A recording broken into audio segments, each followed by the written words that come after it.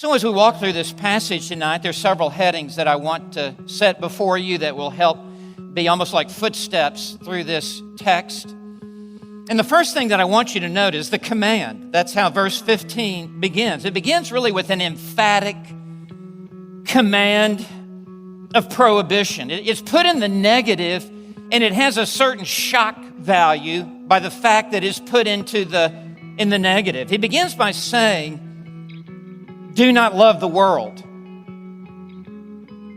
Such love is strictly forbidden. It's off limits. This is put in the imperative, which tells us this is not a suggestion that has come from the Apostle Paul on how to give us some helpful hints in living the Christian life. This is not an option that's being laid out for us that we can either choose to follow or not choose to follow. No, this is actually a command in which we either obey or disobey. And he is saying, do not set your heart on this world.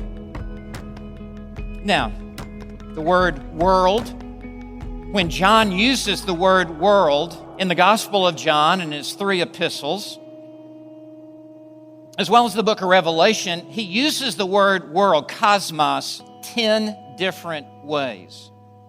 And you can never go into a passage that John writes and automatically assume that it always just means all the people in the world. That would be a very naive approach to the Word of God. And so we need to discern what is the meaning of world here, if we're told not to love the world. Sometimes the word world is used for the entire universe. Sometimes the word world is used for this earth upon which we live. Now, sometimes it's used for mankind in general. Sometimes it's used for only unbelievers, the realm of unbelievers. Here, it is used to refer to the evil world system that is running this world in which we live. There is an invisible evil world system over which Satan presides with his perverted values and his rampant sin and godless priorities that is anti-God, it is anti-Christ, it is anti-truth, it is anti-family, it is anti-virtue.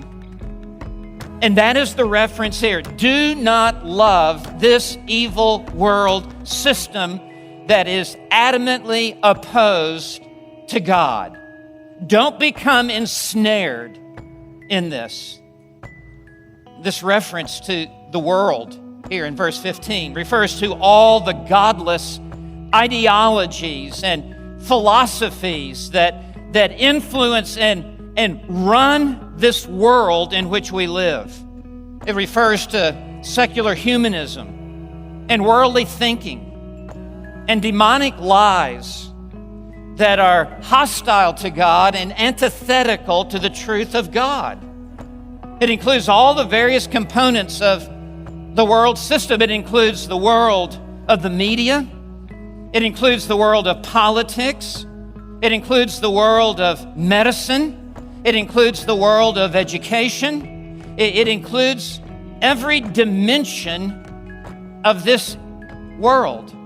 It includes the world of business.